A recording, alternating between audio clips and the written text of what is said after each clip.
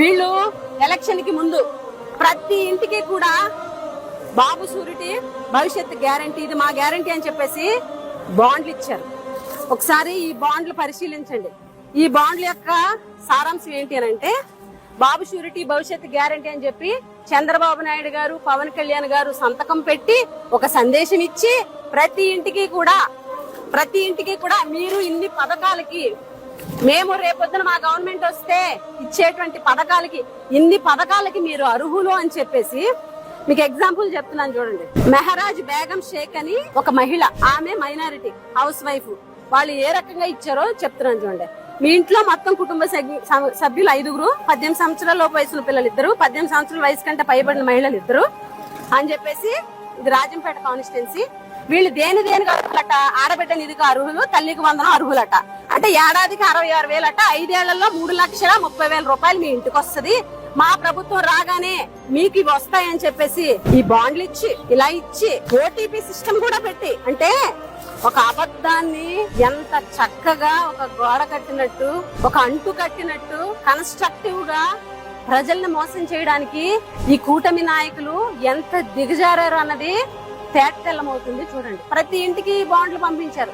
ఇందులో చంద్రబాబు నాయుడు గారు, పవన్ కళ్యాణ్ గారి సంతకాలు ఉన్నాయి. ప్రతి ఇంటికి కూడా మాకు సంవత్సరానికి 3,30,000 వస్తాయి, 5 లక్షలు వస్తాయి, 6 లక్షలు వస్తాయి, 2 లక్షలు వస్తాయని ఆశపడినటువంటి ప్రజలు ఈ కూటమి నాయకుల మాటలు నమ్మి మోసపోయారు.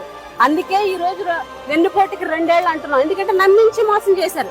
ఎంత నమ్మించారండి? అది మెగా డిఎస్సి కాదు, దగా డిఎస్సి అని చెప్పి అభ్యర్థులు గోల పెట్టేటువంటి, క్వాలిఫై అయ్యి మీరు కాల్ లెటర్లు ఇచ్చి ఈ రోజు దగాపడ్డ విద్యార్థులు, దగాపడ్డ నిరుద్యోగులు రోడ్డెక్కి మీ ప్రభుత్వాన్ని ప్రశ్నించేటువంటి పరిస్థితి ఉంది. మొన్న 10th క్లాస్ లో అక్కడక్కడ మార్కులు పిల్లలకి 500, 550 వస్తే మాదే క్రెడిట్ అని చెప్పుకున్నటువంటి విద్యాశాఖ మంత్రి గారు ఈ రోజు డిఎస్సి మీద ఇన్ని ఆరోపణలు వస్తుంటే, పేపర్ లీక్ అయిందని చెప్తుంటే, మీ ఎస్సీఆర్టీ లో ఉన్నటువంటి సభ్యుడే పేపర్ లీక్ చేసి స్టేట్ ఫస్ట్ ర్యాంక్ వస్తే, ఈ రోజు ఏదైతే స్పోర్ట్స్ కోటా అని చెప్పేసి దగా చేస్తే ప్రశ్నిస్తుంటే, ఎందుకు నారా లోకేష్ గారు ఎక్కడా కూడా కనీసం అభ్యర్థులకు గాని రాష్ట్ర ప్రజలకు గాని ఈ రోజు క్లారిఫికేషన్ ఎందుకు ఇవ్వట్లేదు అని చెప్పి ఈ సందర్భంగా నారా లోకేష్ గారిని ప్రశ్నిస్తున్నాం. అలాగే ఉద్యోగులను కూడా మోసం చేశారు. ఈ రాష్ట్రంలో ఈ ప్రభుత్వం దగా చేయనటువంటి సెక్షనే లేదు, వర్గమే లేదు.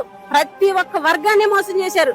ఉద్యోగులను కూడా ఈ రోజు ఈ ప్రభుత్వం వచ్చిన తర్వాత 4 డిఏలు ఇవ్వాలా, జూన్ నెలకి 5 డిఏలు, అంటే 6 నెలలకు ఒక డిఏ ఇవ్వాలా.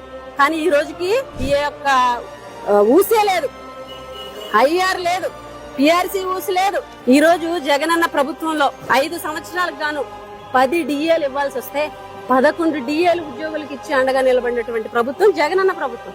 27% ఐఆర్ ఇచ్చారు. అదే విధంగా ఏదైతే పోలీసులకి ఏవైతే సరెండర్ లీవ్స్ ఉన్నాయో 5 సరెండర్ లీవ్స్ ఇప్పటికి పెండింగ్. అదే విధంగా 15 నెలల టీఏ బిల్లులు పెండింగ్. ఈ రోజు సరెండర్ లీవ్స్ ఏవైతే ఉన్నాయో, సరెండర్ లీవ్స్ ఎప్పుడు కూడా స్ప్లిట్ చేసినటువంటి ప్రభుత్వం లేదు. ఏ ఇయర్ కి ఆయనకి ఇచ్చేటువంటి. కానీ ఈ చంద్రబాబు నాయుడు గారి ప్రభుత్వంలో, ఈ కూటమి ప్రభుత్వంలో సరెండర్ లీవ్స్ కూడా స్ప్లిట్ చేసేసి ఇచ్చేటువంటి దగా ప్రభుత్వం. ఉద్యోగులను మోసం చేశారు, రైతుల్ని మోసం చేశారు, విద్యార్థులను మోసం చేశారు, నిరుద్యోగులను మోసం చేశారు, మహిళల్ని మోసం చేశారు, రాష్ట్రంలో ఉన్నటువంటి ప్రజానీకం మొత్తాన్ని మోసం చేశారు. 2 ఏళ్లలో ఈ 2 సంవత్సరాలు పూర్తి అయ్యేసరికి వీళ్ళు చేసినటువంటి అప్పు 3,40,000 కోట్లు. 2 సంవత్సరాలు కంప్లీట్ అవ్వకుండానే 3,40,000 కోట్లు అప్పు చేశారు వీళ్ళు.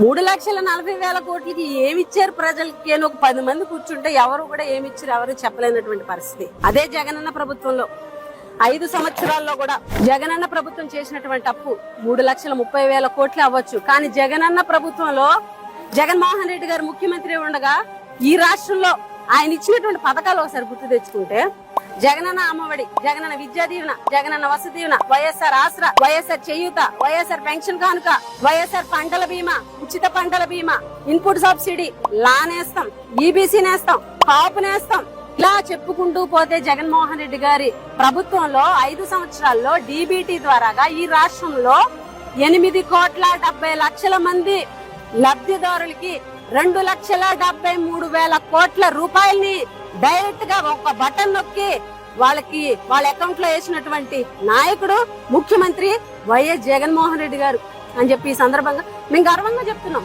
అదే విధంగా నాన్ డీబీటీ ద్వారాగా, నాన్ డీబీటీ అంటే ఏదైతే జగనన్న గోరుముద్ద గాని, అదే విధంగా విద్యా కానుక గాని, సంపూర్ణ పోషణ గాని, సంపూర్ణ పోషణ ప్లస్ గాని, అదే విధంగా హౌసింగ్ అక్క చెల్లెళ్ళకి హౌసింగ్ పట్టాలు గాని, ఈ రకంగా నాన్ డీబీటీ ద్వారాగా ఈ రాష్ట్రంలో 4,49,00,000 మంది లబ్ధిదారులకి 1,84,000 కోట్ల రూపాయలు ఇచ్చినటువంటి ప్రభుత్వం. అంటే టోటల్ గా ఈ రాష్ట్రంలో ఉన్నటువంటి 13,19,74,000 మంది లబ్ధిదారులకి ఈ రాష్ట్రంలో 4,58,000 కోట్ల రూపాయలు ఇచ్చినటువంటి సంక్షేమ ప్రదాత వైఎస్ జగన్మోహన్ రెడ్డి గారు అని చెప్పి ఈ సందర్భంగా తెలియజేస్తున్నాం. కానీ ఈ రోజు ఈ ప్రభుత్వం వచ్చిన తర్వాత 3,40,000 కోట్లు, అది కూడా 2 సంవత్సరాలు కంప్లీట్ అవ్వకుండానే, కానీ ప్రజలకు ఇచ్చింది ఏమీ లేదు. ఈ రకంగా అసలు గత ప్రభుత్వంతో పోల్చుకునే హక్కు గాని, పోల్చుకునే అర్హత గాని ఈ కూటమి ప్రభుత్వానికి లేదు అని చెప్పి ఈ సందర్భంగా తెలియజేస్తున్నాం. నిజంగా వాస్తవానికి చెప్పాలి అంటే ఆంధ్ర రాష్ట్ర ప్రజల దురదృష్టం జగన్మోహన్ రెడ్డి గారు ముఖ్యమంత్రి కాకపోవడం. ఎందుకనంటే ఆయన ఎంతో ముందు చూపుతో విజన్ తో ఆలోచించి విద్యా వ్యవస్థను మార్చి పిల్లలకు భవిష్యత్తు ఇవ్వాలనుకున్నారు. వైద్య రంగంలో సమూల మార్పులు తీసుకొచ్చి ఉచితమైనటువంటి నాణ్యమైనటువంటి విద్య పేద మధ్యతరగతి కుటుంబాలకు ఇవ్వాలనుకున్నారు. ఎన్నో మంచి చేయాలి, వ్యవస్థలను మార్చాలి, వాలంటీర్ వ్యవస్థ, గ్రామ స్థాయిలో ఒక సంక్షేమం తీసుకొచ్చినటువంటి నాయకుడు జగన్మోహన్ రెడ్డి గారు. ఈ రోజు ఈ కూటమి ప్రభుత్వం ఎంత చక్కగా అబద్ధాలు చెప్పి మోసం చేసి ఈ రోజు 2 ఏళ్లు ఈనాడు పేపర్ లో వచ్చినటువంటి యాడ్స్ గాని, వాళ్ళ మేనిఫెస్టో గాని, అదే విధంగా వాళ్ళు ఇచ్చినటువంటి బాండ్స్ గాని అన్ని కూడా మేము ఇక్కడ తగలబెట్టి నిరసన తెలిపామని చెప్పి ఈ సందర్భంగా తెలియజేస్తూ మా పోరాటం ఎప్పుడు ప్రజల పక్షానే ఉంటుంది. ప్రజల కోసం నిత్యం నిరంతరం వైఎస్ఆర్ కాంగ్రెస్ పార్టీ ఫైట్ చేస్తుందని ఈ సందర్భంగా తెలియజేస్తూ ఇప్పటికైనా కూటమి ప్రభుత్వం కళ్ళు తెరవాలని కూడా ఈ సందర్భంగా డిమాండ్ చేస్తుంది.